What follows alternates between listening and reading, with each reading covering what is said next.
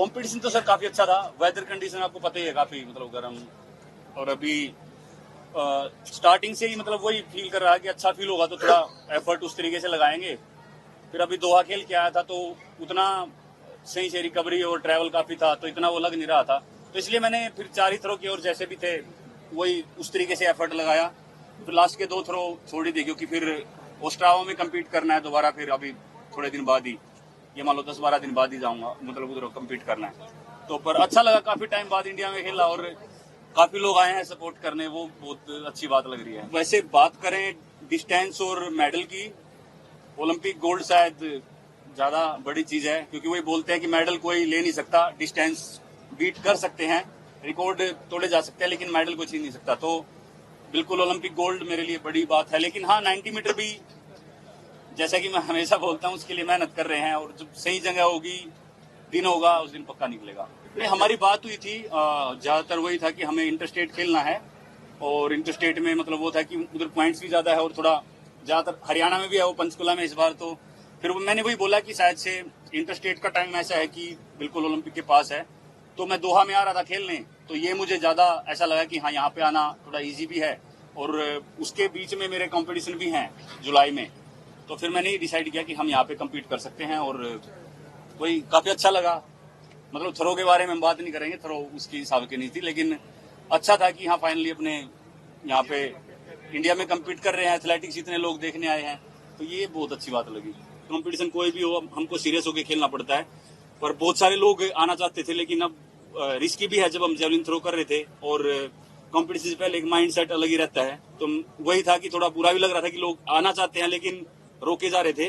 Tough तो Paris मतलब Olympics तो होने वाला आपको पता है। अगर वैसे ही बात करें तो थ्रो काफी अच्छी, इस बार सभी अच्छी तैयारी में हैं और दोहा में भी अच्छा कंपटीशन रहा और टफ तो रहेगा ओलंपिक्स इस बार। लेकिन ये है कि उससे पहले हमारे पास 2-3 कॉम्पिटिशन और हैं, उनमें कोशिश करेंगे कि और अच्छे से थ्रो करें।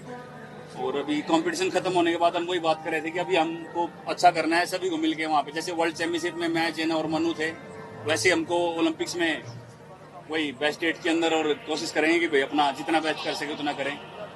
तो वही चीज चाहिए जी, जेवलिन ग्रो करे, बस अपना एथलेटिक्स ग्रो करे। 82 मीटर में मैं सैफ गेम्स में जीता शायद लास्ट टाइम।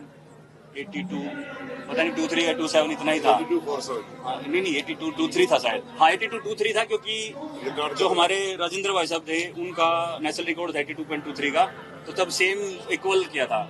तो काफी टाइम बाद था, पर वही था कि जैसे जिस तरीके से कंडीशन थी और बॉडी जैसा वो जैसा फील हो रहा था उस तरीके से ही एफर्ट लगाया, क्योंकि सबसे मेन तो ये था कि एक बार इंडिया में खेलना है और अभी बाकी आगे अच्छे बड़े कॉम्पिटिशन आ रहे हैं तो वहाँ पे और एफर्ट लगाएंगे। प्रिपरेशन तो कोशिश करेंगे कि टोक्यो से भी अच्छी करके जाए पेरिस में।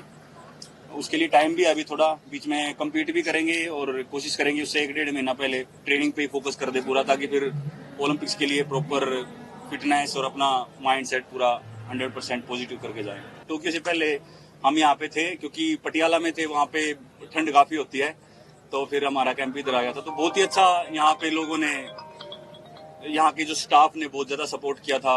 हम होटल में थे, 2-3 गाड़ियाँ थी और फिर हमको लेके आना, वापस लेके जाना, और फिर बाकी यहाँ पे भी जो ट्रेनिंग फैसिलिटी थी वो बहुत अच्छे से दी जा रही थी। तो काफी अच्छा लगा यहाँ पे दोबारा आके।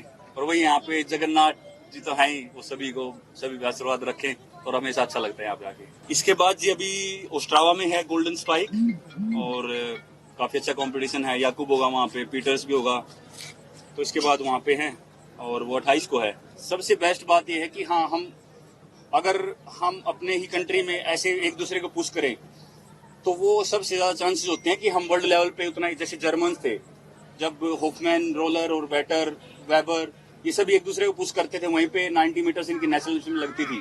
तो फिर ये जब डायमंड लीग या वर्ल्ड चैंपियनशिप जहाँ पे भी जाते थे तो वैसे ही जर्मन ऑलरेडी फर्स्ट या सेकंड मेडल में तो हमेशा रहते थे।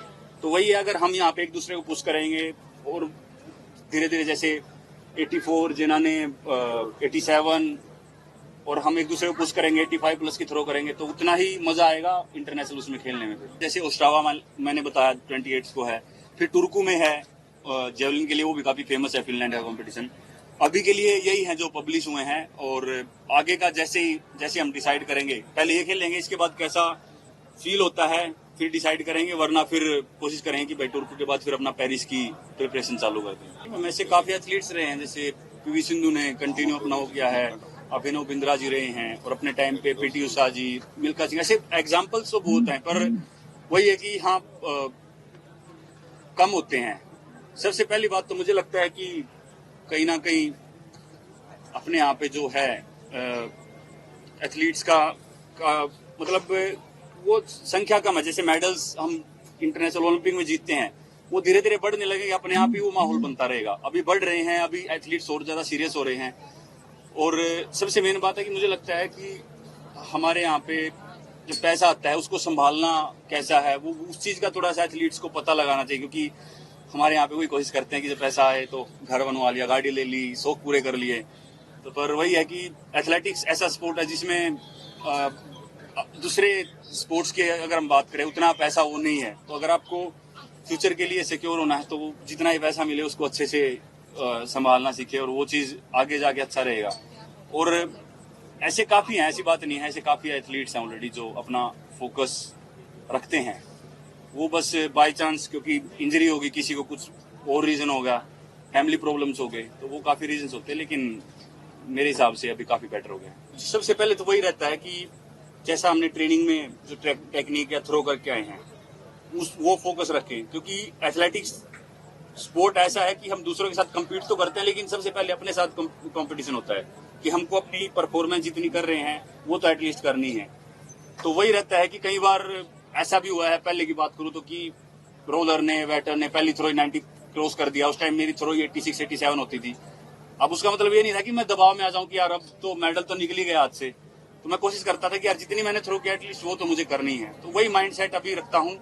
बिल्कुल जब थ्रो ज्यादा लगाते हैं तो और ज्यादा कोशिश करता हूँ खुद को पुश करने की, लेकिन वही है कि अगर मैं अपने थ्रो के आसपास लगाता हूँ तो मैं सेटिस्फाई होता हूँ। दोनों बैलेंस रहेगा, रिकवरी पे ज्यादा ध्यान तो रहेगा क्योंकि ट्रैवल भी है और ट्रेनिंग भी उसके बीच में कोच के और जो भी फिजियो का प्लान होगा उस तरीके से करेंगे। आज का मतलब ये है कि हाँ मैं अभी टर्की में ट्रेनिंग कर रहा था, फिर यहाँ पे आया तो ऐसे वेदर में काफी टाइम बाद आया हूँ। पर वही है, हम इंडियन, हमको कहीं भी घुसाता हूँ हम ऐसे वेदर को तो कंट्रोल कर ही लेते हैं। तो पर उतना उस तक मतलब जो मजा आता है कंपटीशन खेलने का वो नहीं आ रहा था।